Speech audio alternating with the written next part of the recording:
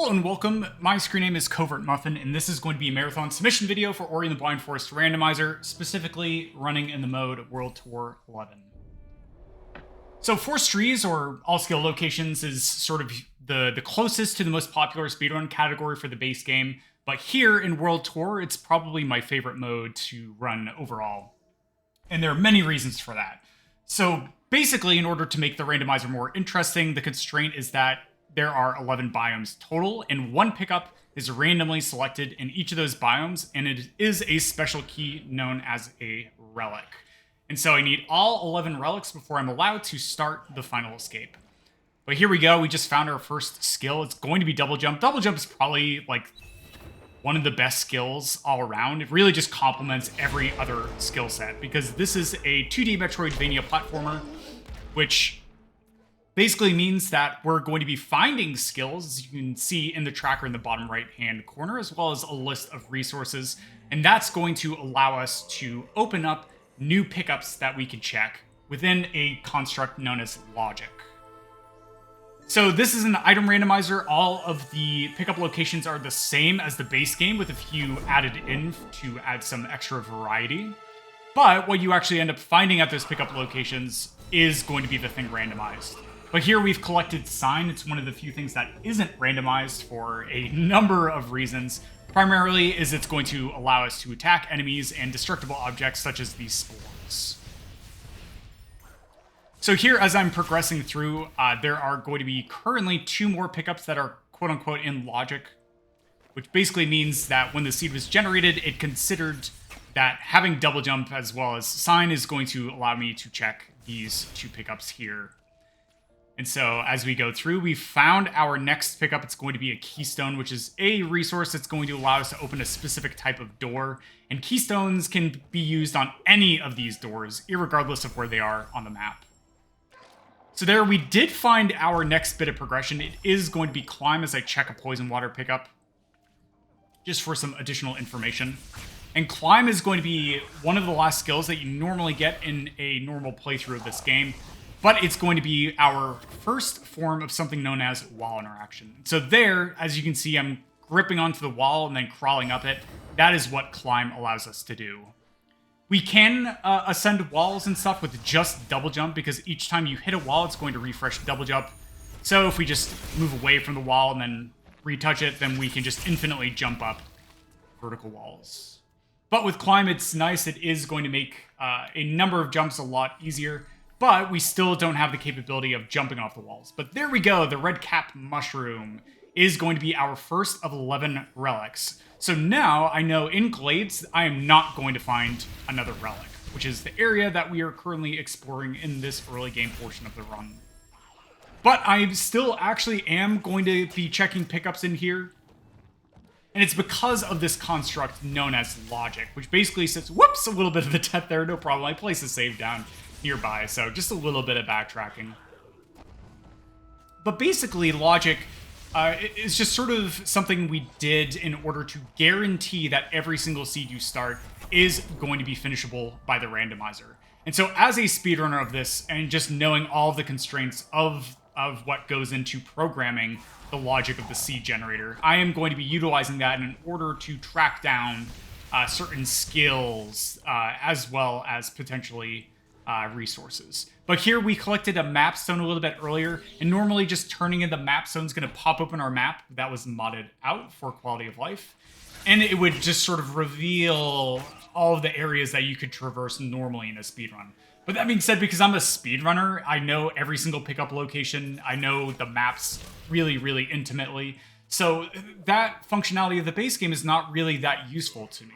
So for the randomizer, we ended up just turning in a map stone as a bit of pickup location. So there I did get a pickup. I don't remember what it was. It was just a resource. But yeah, there we go. We found another map stone. And so tracking down these map stones is really quite handy, because the pickup you get doesn't regard which map pedestal you turned a map stone into. Just simply the total number of map stones I have turned in so far. So that map pedestal in Glades was map 1, and then if I turn in this map stone over here in Blackroot, then that would be map 2. But here's a little bit of a glitch. Basically, this is known as Save Anywhere, just moving around with the ability menu up.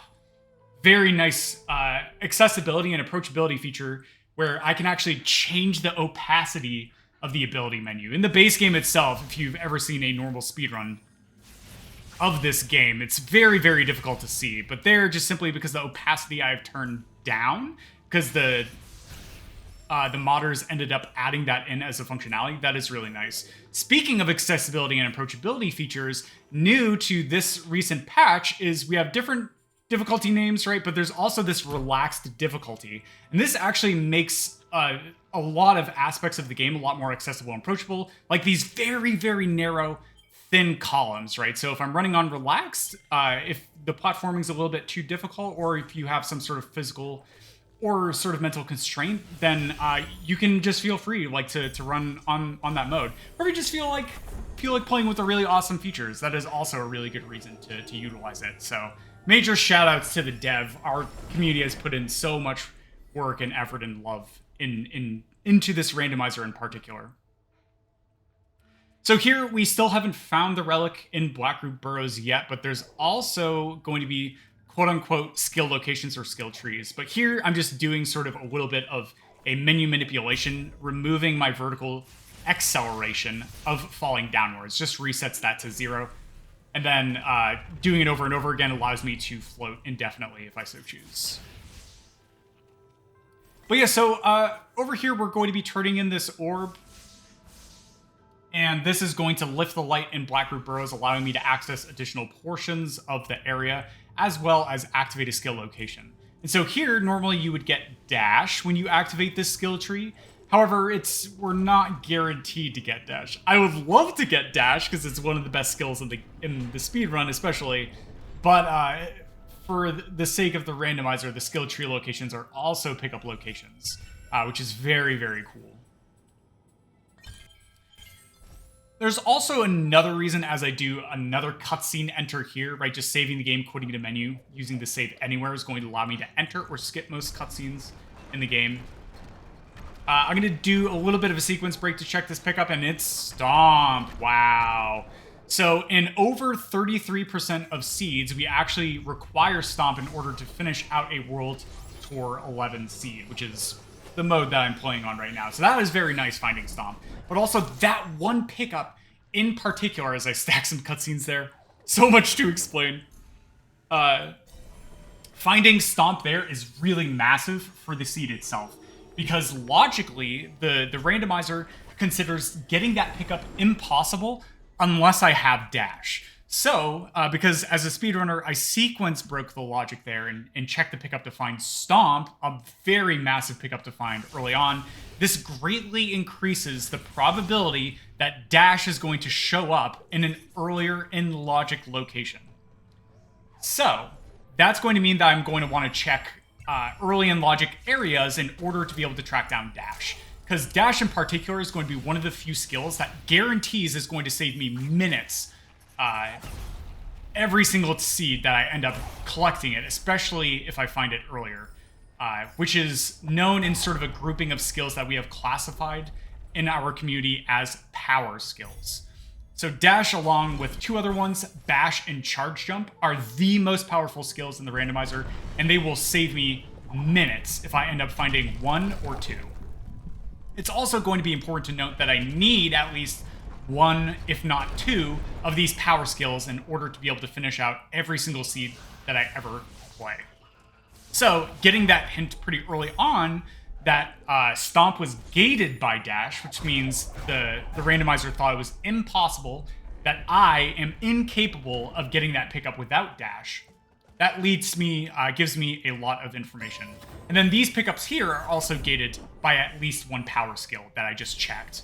So checking these early on in the seed can give me useful information for being able to sort of deduce and track down where these power skills are. But here I'm noting I found the Great Relic, but I did not find the Blackroot Relic. So we are going to have to come back to Blackroot Burrows at a later date in order to be able to track down that pickup. So here I'm coming back to Glades for two reasons. One is to track down dash in particular, but also I don't have logical progression to get to a new area of the map. the seed really hasn't opened up much yet. So I am going to come into Glades, even though I know I won't find an additional relic here, because I've already tracked down that one relic in Glades. But here we're going to come into a subset of Glades known as Spirit Caverns. This is just what it's called in the base game itself. And then we are going to make our way to the skill location where you normally find Charge Flame. Whoops, I accidentally missed an energy pickup there. We're kind of really low on health and energy right now. I just have the base amounts as I do a really precise jump. Very nice first try.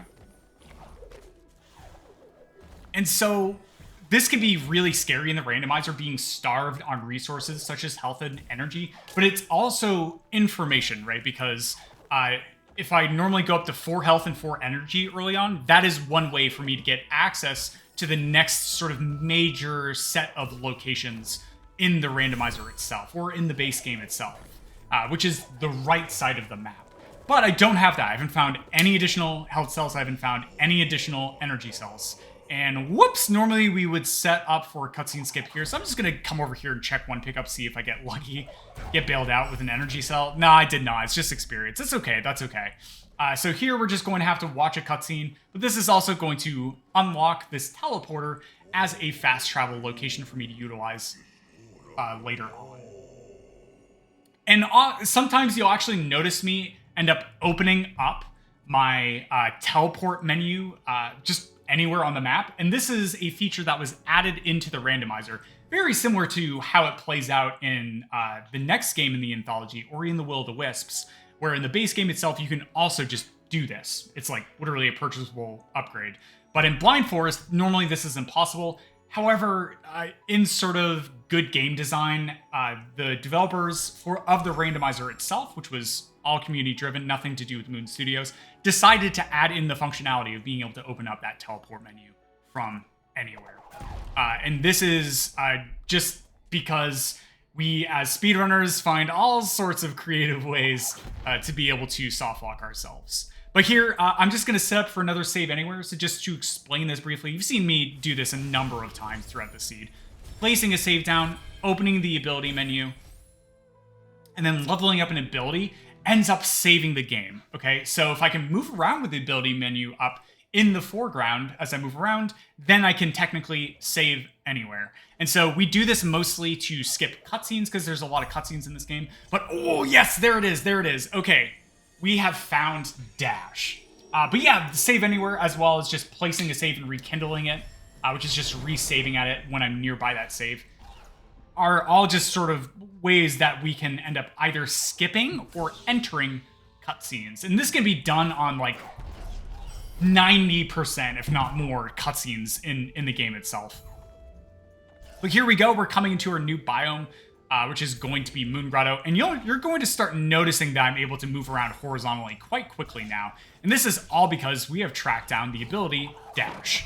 So Dash, once again, one of 3 power skills, which I need 1, if not 2 power skills to guarantee that I can end up finishing out a seed. So very good to find it early on. But also just moving around horizontally faster is going to reduce the amount of time it takes for me to check pickup locations. And so this is really massive in speedrunning the randomizer, just being able to move quickly horizontally.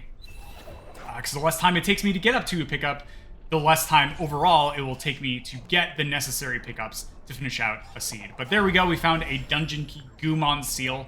It's going to be our first of 3 dungeon keys we need in order to finish out the seed. And here, just stomping is going to allow me to damage the mini-boss while it's in the ground, but also allows me to redirect its projectile straight back into his face. Good. But with Dash, we also have various tech. What I'm doing is I'm holding a direction horizontally and then dashing, releasing that direction, and then jumping out of it. And if I do this, this allows me to maintain sort of the passive speed that ends up getting built instantaneously when you activate Dash, and allows me to retain that for longer. And this is known as a Dash glide. And so being in neutral inputs coming off of walls and floors and stuff like that is going to allow me to just sort of move faster overall while I'm moving through the air. Because normally you end up decelerating back to base walking speed, unless I am on neutral walking inputs. Very cool. We also have a number of other pieces of tech. I've leveled up the ability Air Dash, which allows me to dash in the air. This is just normal for the base game as well. And then once I level up to Charge Dash, I'm going to be able to utilize dash in a lot of different ways. So right now, just taking stock of the situation, we have Climb, which is great for wall interaction. It's going to pair very well with Charge Jump when I end up tracking down. There, yes, I ended up getting Charge Dash. We have Stomp, which is required in over 33% of seeds, so that is great. And we have Double Jump, which is going to give us some extra air retention, as well as pairing with Stomp and Dash for some very, very cool manipulations. So here, with Charge Dash, I can end up breaking these blue plants, as well as a number of blue walls. And normally this actually ends up costing 1 energy every single time I wish to Charge Dash. However, if I end up stomping before the Charge Dash reaches its full sort of distance, or before I hit like a wall or something else, the energy actually ends up getting refunded. Ooh, yes, okay, we just found our second dungeon key, Sunstone. So now, all that we need to find for our last dungeon key is going to be Water Vein. So very nice early on for the seed to be this generous. This is looking like a pretty quick seed, but it really depends where we find Water Vein, which is right there, our last and final dungeon key opening up Ginso. So really, it's going to come down to where are the skills, where are the relics necessary to be able to finish out a seed. Oops. Okay, so they're actually accidentally double jumped out of my Charge Dash instead of stomping, right? So the order is going to be important. We want to stomp out of Charge Dash or utilize some other skill such as Bash to be able to refund that energy. But here we're going to do a special bit of Save Anywhere tech, which is going to be known as a save drop. So leveling up an ability while I'm in the middle of the air and nearby a wall. I know it's like very bizarre, but those conditional elements are important. What the game is going to do when I quit the menu and reload is it's going to look to place me on the ground. This is just how the game functions, right? You don't even need to do a save anywhere and level up an ability in order to be able to do this. You can actually just do it with a save. There we go. We found the Grotto Relic. There we go. Number 2 out of 11. Heck yeah. Yeah, so with Charge Dash, there's a lot of actually very interesting tech that can come into play by utilizing Charge Dash. And so my hope for the seed is I'm going to find a good amount of energy as well as an additional skill known as Bash. But here we're just going to be climbing up this grotto wall to be able to get to the top portion of grotto.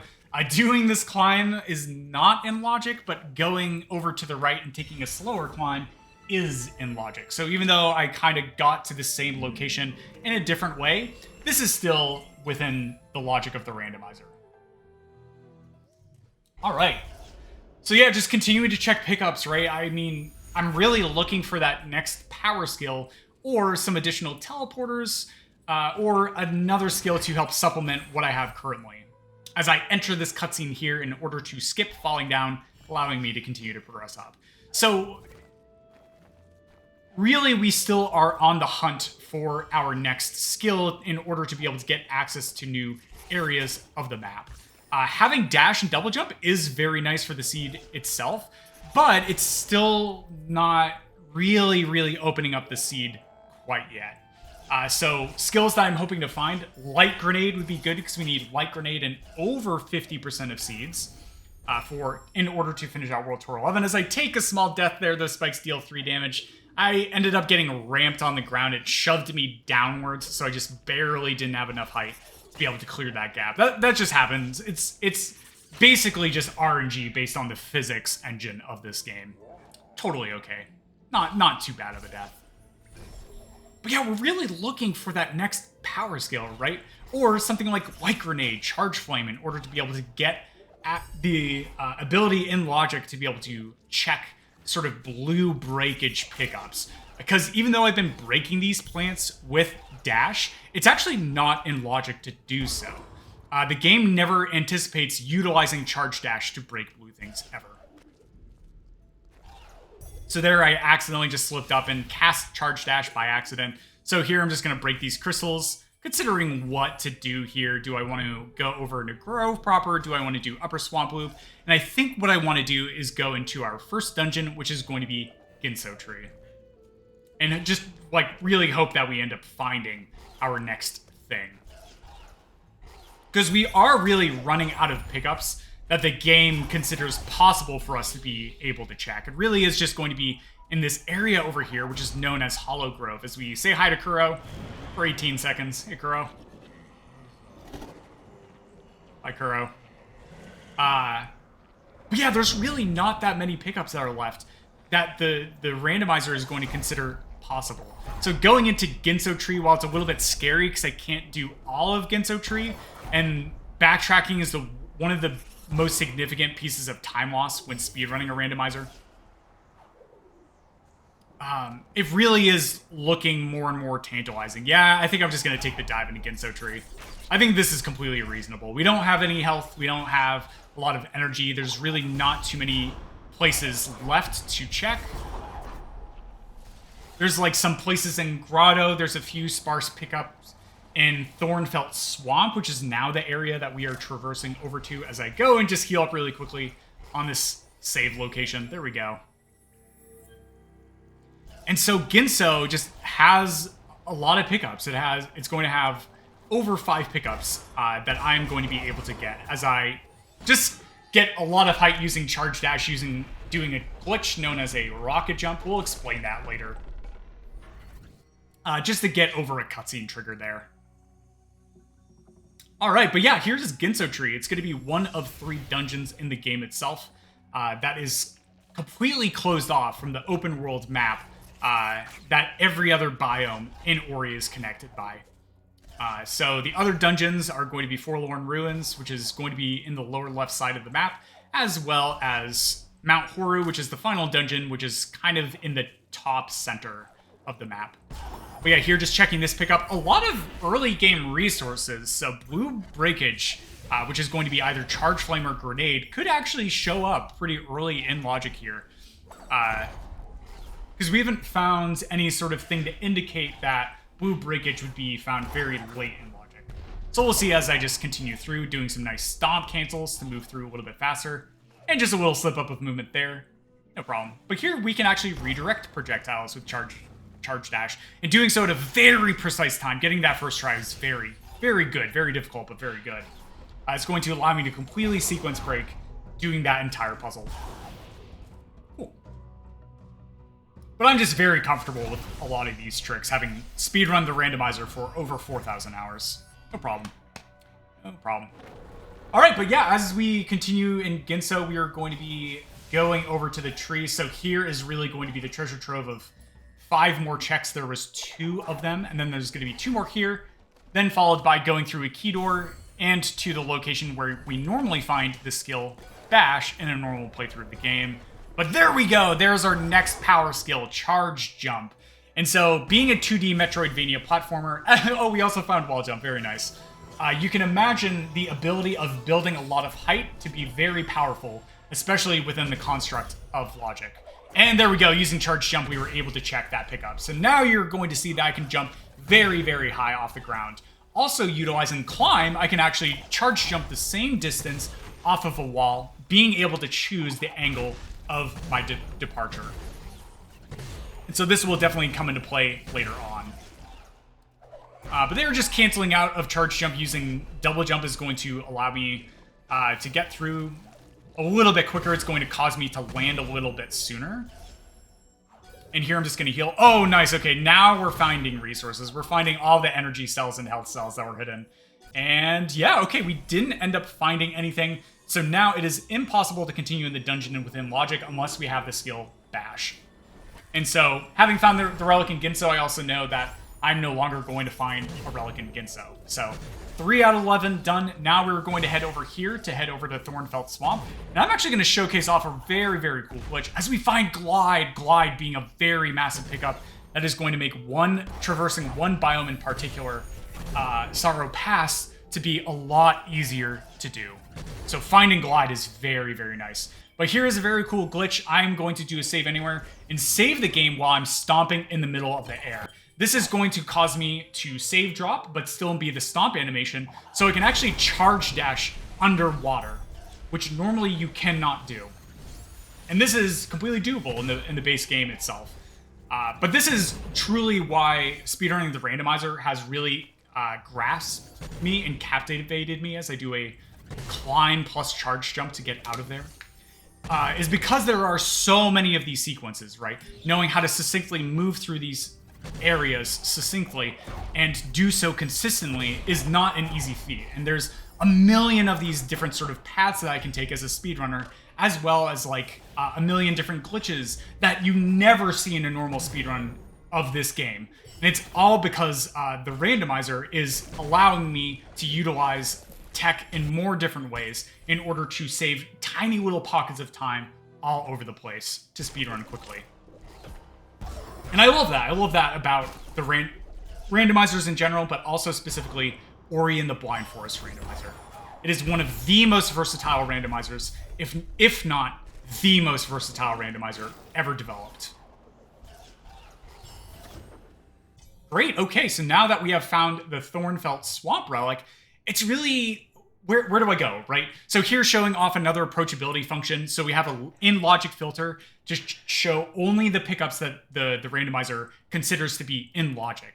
Or you can just turn this off to see all of the pickup locations of the pickups that I have not yet collected. So just very cool, very new feature, and really happy to showcase off. It definitely makes getting into the randomizer initially to be a lot more convenient. Like we did have like a logic map in a web browser client already, and we've had that for a very long time. But being able to utilize that in the game itself is just so cool. And so major shout outs to all of the Ori Rando devs. I cannot express this enough. This is absolutely a labor of love for them. They don't get paid anything to develop these features, but still continue to bust them out over time. But here we're in a place that seems like it's going to be Grotto, but it's actually considered to be part of Hollow Grove. It's this weird little pocket. Yeah, and there we go. So now we have found the Grove relic. So I now know that I will not find one of these relics in Grove. And just once again, these relics are required for me to be able to start and finish the final escape. And basically 11 biomes, one pickup per biome, randomly chosen for those relics. But here is going to be another glitch. I'm sorry, there's so much to explain, where I'm going to stack two cutscenes together by doing a neutral dash glide into both cutscenes. So there, while this cutscene is playing, Ori is actually intangible. So enemies, projectiles, hazards cannot deal damage to Ori, as well as instant death kill planes. So now, activating the kill plane while watching this cutscene is going to glitch out the game, and that is actually going to allow me to just completely remove the kill plane. Like normally if I was in this area, Kuro would swoop in and kill me, and so here, this rocks is what normally despawns the kill plane. There we go, activating the cutscene. That is going to allow me to remove this glitch state. And so some other weird things going on. I can't actually save the game myself right now. The game either has to forcefully save, which is going to do so after we get this skill location here, which normally gives us glide or feather. But we already have glide. So here you'll notice it's a game saved.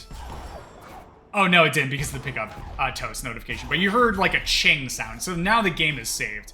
So if I want to be able to place down soul links, which are those little blue fiery save locations that you've seen me place all over the place, I would have to quit the menu. And so here it looks like I actually ended up forgetting it. So I'll probably just go all the way down to Forlorn Ruins before moving this glitch state. But ooh, clean water. Normally the thing that ends up getting unlocked at the end of Ginso Escape. So now water sources are not going to deal damage to me. This is less important for this seed overall because we've already found the Thornfelt Swamp relic in particular, as we find the treasure map, the Valley relic.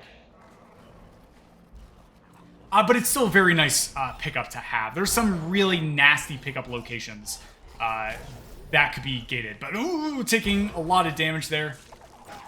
It's a little bit scary. But yeah, here I'm just going to be entering into Forlorn Ruins and doing some just very nice movement all over the place. So this is an excellent time to read off, why don't we say, 4 donations. Jeez, every time I record one of these, they're reading donations right now, by the way.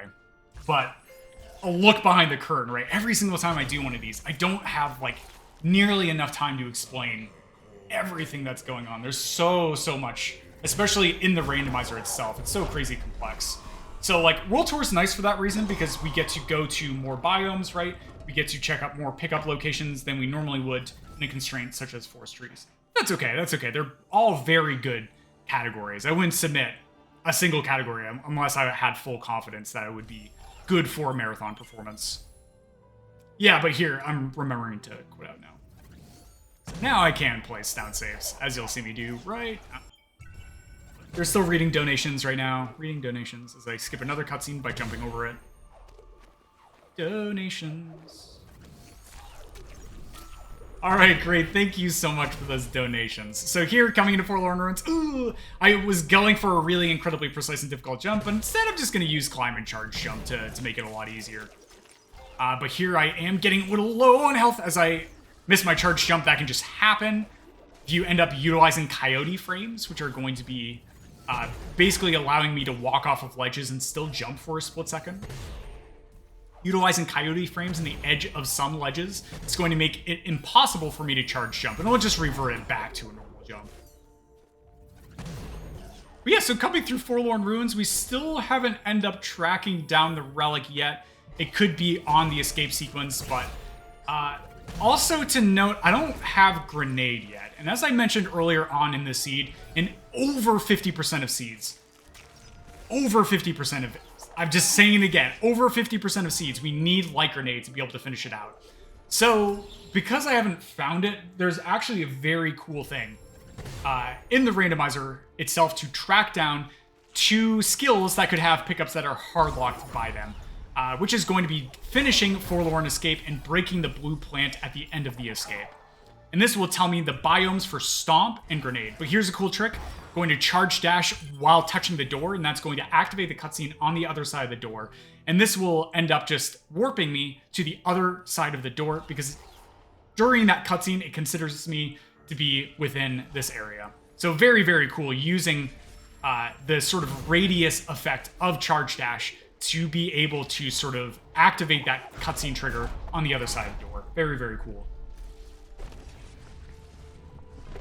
But yeah, so as I mentioned, right, we don't have light grenade. But this is a cool thing too about Ori as sort of a randomizer to speedrun in general, is that there are very few hard-locked pickups, which mean a hard-lock pickup is defined as a pickup that only has one way of being able to get access to it.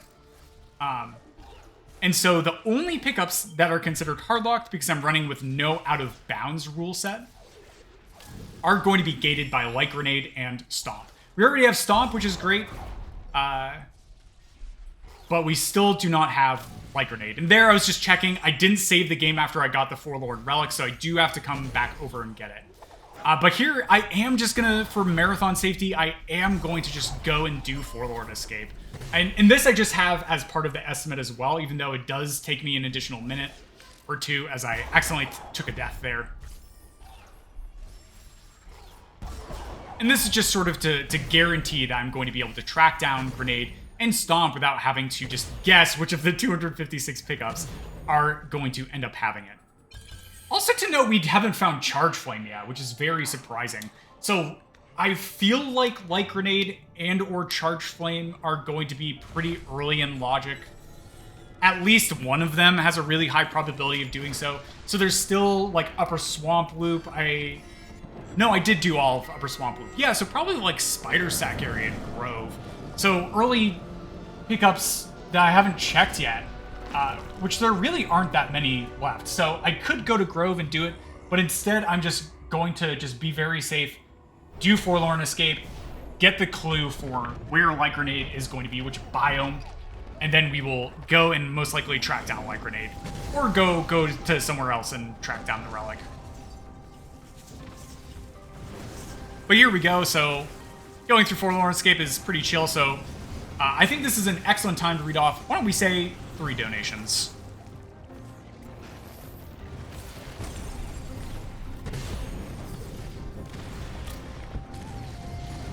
I think World Tour as well as 100% are really fascinating as they're reading donations. Because we rarely ever actually end up doing a full escape sequence. But in 100%, you have to do every single escape sequence in completion. And then in World Tour 11, right, the increased probability that will end up coming to Forlorn for Forlorn Escape in particular. Yeah, I was right. Grenades and Grove. Okay. All right. So thank you so much for the donations. Yeah, so there we go. There we go. We ended up getting the hint as to where Light Grenade is, which is going to be in Hollow Grove. And so Hollow Grove is actually kind of one of the most expansive areas. It kind of snakes in weird ways that you may not normally sort of expect or think that would be considered Hollow Grove, but they are considered Hollow Grove in the base game. So here we're just going to make our way to Mount Horu for 2 reasons. One is because there's going to be some additional pickups, 4 more in total, I believe, on the way to the final dungeon. But also, we don't have the Horu relic yet. So we may as well dip into Horu, check some early stuff to see if we can track down the relic. But I also don't have Bash yet, and doing all of Horu without Bash is like, oh dear goodness, it is really, really incredibly difficult. I can do it. I don't want to do it, but I can. So hopefully we end up tracking down Bash, or the Horu relic is just in a really nice spot. But yeah, here we go, just continuing in Grove. In order to try and track down Light Grenade, I already have the Grove relic, so I'm not going to be finding another one. But cool thing about Charge Dash is it homes in on enemies, so I can just end up spamming it really quickly, just like that, to be able to get through that movement section very quickly. Very cool. But then also here, I'm not spending energy to Charge Dash, because I would end up locking on to that Baneling, which explodes and deals a metric bunch ton of damage. Here we go, entering Mount Horu. We still haven't found a Light Grenade, so Grenade is still going to be somewhere in Grove, probably the Spider Pillar area, and maybe a pickup that I may have forgotten elsewhere on the map. Ooh, extra air dash. So we also added in a number of bonus pickups to add some more fun versatility and functionality to the game. And these bonus pickups are actually never considered to be required to find by logic. And oh, there it is! We ended up finding Bash as they do a very quick mini boss kill. Very nice. So Bash is what Ori is known for. It is the skill that everybody remembers from their casual playthrough. Or their first time playthrough, excuse me. But yeah, no Horu relic yet. So what Bash does is it actually ends up allowing me to either grab onto certain enemies, most of the enemies in the game you can use Bash on, and throw Ori in one direction, and then throw the enemy in the other direction. We can also grab onto things like these lanterns here, as I'm just going to back up my save for a little bit of safety to save time on backtracking. Even though I lost like 4 seconds to back up my save, it's good for marathon safety as well as continuing through. But yeah, here. So here I'm going to bash Ori up in the direction of the arrows. And then I can also throw enemies away from Ori. Whoops, as I accidentally start charge dashing a little too soon. But nope, we still haven't ended up tracking down the Horu relic yet, which is what we're currently digging for. But here we're going to be doing the only form of wrong warping which is allowed within the randomizer, which is going to be known as a door warp. We have a few different ways to displace Ori utilizing Bash, as well as like hitting cutscene triggers with charge dash through a door, right? Or skipping over cutscene triggers using Bash. But that in particular, that door warp, is a wrong warp. And so where it warps me to, it's different and unique for every single door. But what I did there was I loaded the game and entered the door on the first frame that I gained control of Ori. Yeah, they were doing a nice big rocket jump, using charge dash and canceling that out to get a bunch of height. And we are coming over into Horu. So something else that may be a little bit weird is I do a really cool glitch known as a double bash. Something you'll notice about Horu is that there's no lava active in the main room. And this was modded into the randomizer specifically to add more versatility for going through Horu. So, because normally what we have to do is go to the very top room, finish that, finish the left side one, finish the right side one, then go down a floor, finish the left side one, finish the right side one, or whichever horizontal direction you want to first. and then so on and so forth. So it made clearing Horu very, very linear and not very interesting, not a lot of like versatility. So what we ended up doing in the second version of the randomizer, the second full release of it, is we ended up modding it to remove the lava in Mount Horu itself. So just a very, very cool thing that we ended up doing to add more replayability and versatility to the randomizer. But here, as I go into the room that we call R3, some other cool things about Horu is that we ended up adding a pickup location to completing the rooms, right? Because breaking the rocks and dropping them down to cut off the lava flow is no longer doing anything for the game. Whoops! Oh no, yeah, Ori walls do that. They just do that. So there, it just didn't consider me to be capable of jumping off that wall. And so I ended up slipping and falling into the instant death laser. No problem, we just have to do this puzzle again.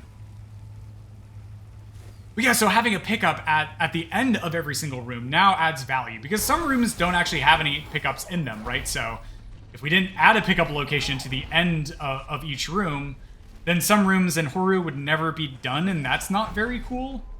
That's not very fun. So like here, this is now going to give me a pickup. Because normally it lowers the lava pillar here, but there's no lava, right? There's no lava in Horu in the randomizer. Cool, good stuff. But basically, as I go through Horu, we're starting to run out of pickups. We've really checked the most dense locations besides the top right room, which is known as R1. And so, I am just going to open it up and say this is a great time for, why don't we say, 4 donations. Yeah, let's do it. Let's do a bunch.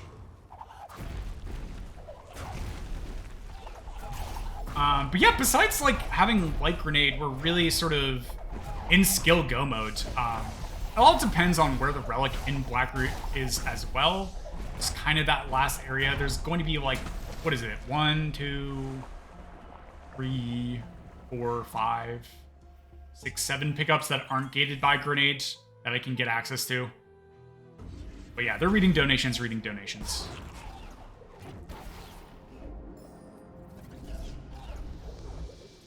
Oh, this is a cool room.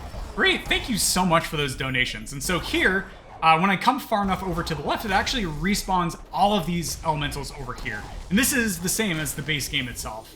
And so basically, as I was just waiting for that door to open, I used the splash damage from Stomp to be able to get over. And I think I just needed one more, so we're just going to kill one more. But yeah, it allows me to also sequence break, killing all of the elementals, because the game only counts the number of elementals that you've taken down in order to open up the ability to stomp that peg and get the pickup check. Doesn't matter which ones. So killing that first one over and over again is going to allow me to speed up that room. But yeah, we're having to come up here to L1. So here in this top room, I'm going to do a charge dash. Wow, first try. That is incredibly precise. But basically at certain portions of the charge dash animation allows me to get through diagonal and or vertical instant death sort of lasers. Which is, getting that first try is really, really good. I can't express that it's like very, very precise, the frame window. But there's a number of the frame windows that are uniformly spaced throughout the charge dash animation. So doing just a very precise setup allowed me to get that. But still getting it first try is really no big, is no thing to bat an eyelash at. That is incredibly, incredibly difficult. But yeah, here just gonna watch this cutscene, get some good old story. Hey, Naru. Hi, Gumo. We're going to come into the room with the second most pickups. Really, the main room is the area with the most pickups. But here in this top right room, R1 is going to have a lot of pickups in it. But because of the long cutscene, we usually check it second to last, is what I like to do for routing. But yeah, we still haven't found the relic. We are quickly running out of pickups where the relic could be. There's just going to be 2 left in here. Check. So this energy cell had the relic. Okay, ancient sketch. There is the Horu relic. So now I'm deciding whether I want to go to the left side or if I want to dig for a grenade. We're going to look for and get grenade first, because it's going to allow me to move a little bit quicker, but also it is going to potentially be very, very important because we're running out of things in Blackroot in particular that could have the relic. So yeah, we're going to come over and check some early game pickup locations here that I ended up skipping for now. Here's a cutscene, so we're just going to resave the game, quit the menu, and reload in order to skip the entire cutscene. Very nice. Whoops! Okay, there we go, there we go.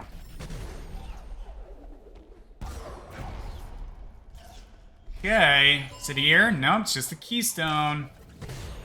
We're really running out of places where a grenade could be. There's only like 4. Yeah, there we go, there we go. 4 places it could have been. Right, 4? 1, 2, 3, 4. Yeah. 5. I can count, I swear.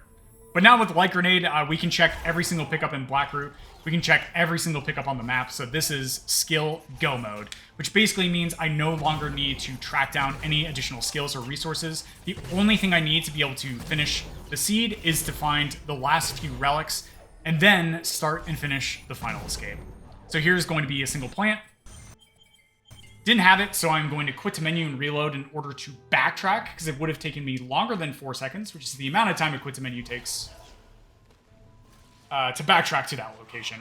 And then here we're going to back up our save, place it, back it up. Once again, reduce backtracking. And I'm going to go over to normally where you actually get light grenade in the base game itself. Okay, here we go. So there's going to be 3 pickups here. Here, we're just going to check that. It does have experience, which is not going to be important because, once again, the only thing I'm looking for are going to be relics. Whoops! I just barely didn't have enough height there.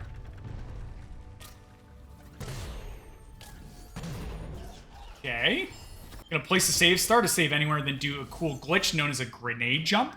So if I do a climb charge jump, but then throw light grenade 1/60th of a second before I press that jump key, it allows me to basically remove the normal deceleration that happens during the charge jump animation, causing me to go very fast. Excuse me. And this is a frame-perfect trick. It is exactly 1/60th of a second separation. But that being said, we have a really cool accessibility and approachability function if you're not an absolute baller like me and want to do the frame perfect timing window every single time, where we have it to be a bindable function where you can actually put jump and grenade on the same key and then just press that, so you can too feel the absolute joys of doing grenade jumps all over the place without having to worry about that 1/60th of a second separation. But here I'm just going to be doing a save anywhere for a little bit of safety. It's just going to allow me to save the game. And this is completely unnecessary, but it's just going to be very, very nice for me. But here's an arena, so I'm just going to spam charge dash and take out all those enemies very quickly. Nicely done. But yeah, we're really coming to like sort of the tail end of the seed, as I am just going to be coming into Lost Grove, which is a subset of Blackroot Burrows, to track down the relic.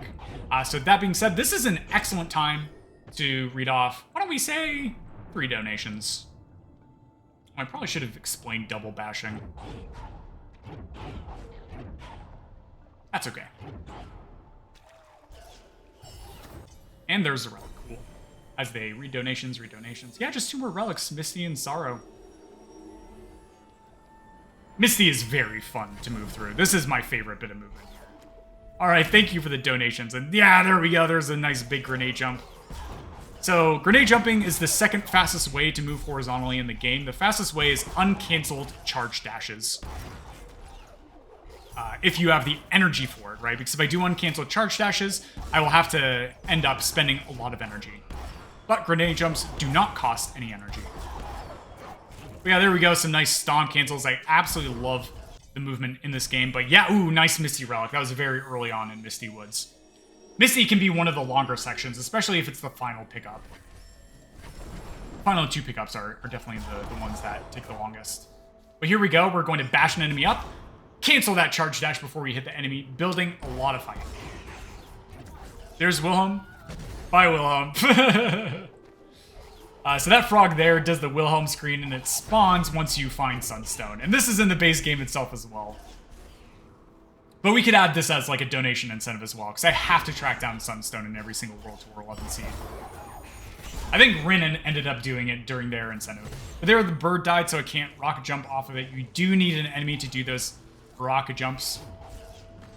Just like this. And then here's going to be another one. Cool. Nicely done. And there's Charge Flame. Okay. Alright. But yeah, so Grenade was like early blue breakage. As I predicted, it was going to be early in logic. Just makes sense. Oops. That's okay. But yeah, so coming through Sorrow. Sorrow is going to be an area that has a lot of wind, a lot of high damaging spikes. And this is one of the reasons why having Glide is incredibly nice for this area in particular, is it allows me to ride those air currents upwards. Whereas normally without Glide, we can't actually end up doing that. So without Glide, you actually end up having to like damage boost a metric bunch ton or infinitely bash a shot using a tech known as a double bash.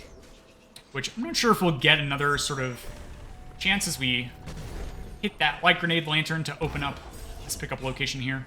Woo! 298 experience. Yeah, so the higher the amount of experience you end up finding, the later in logic the pickup is.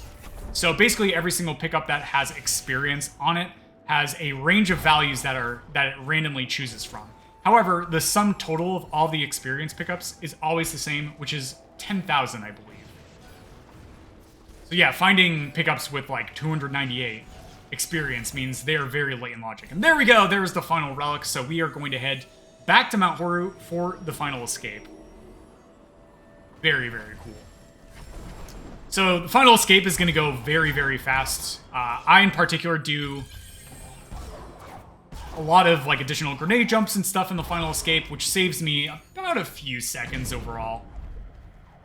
Major shoutouts to runner, in particular, Zemsis, who's also absolutely loves grenade jumps, and we shopped out a good number of grenade jump setups, especially in the final room of the final escape. I don't think I'll do those, though, because those are incredibly RNG dependent.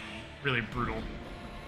But yeah, here we go. So just utilizing charge dash to be able to move fast is going to allow me to progress through. Stomping and double jumping to get a little additional height, and then here's the first grenade jump. Don't blink. There it is. And now I'm going to travel downwards. Use charge flame to break the wall, and then do another grenade jump. Double jumping out of the grenade jump is going to allow me to be able to augment the angle of that grenade jump. And here we go. There's going to be one final one. That's going to be at the end of the final escape. This one does save significant time. It's going to be about 35 seconds it's going to save. So here, getting into a very specific spot and then being a certain distance from the wall. And grenade jumping, very nicely done. Getting all of those first try is, in all honesty, that final escape went really, really well. Very, very well. Each one of those is a 1/60th of a second timing press. And the angles can be quite particular and quite precise as well. Cool. Good stuff. Yeah, anyways, for donation incentive, we could probably do some sort of like Wilhelm thing. Random spawn, which is a new functionality that we added in. Time's going to be coming up in like about 10 seconds, by the way.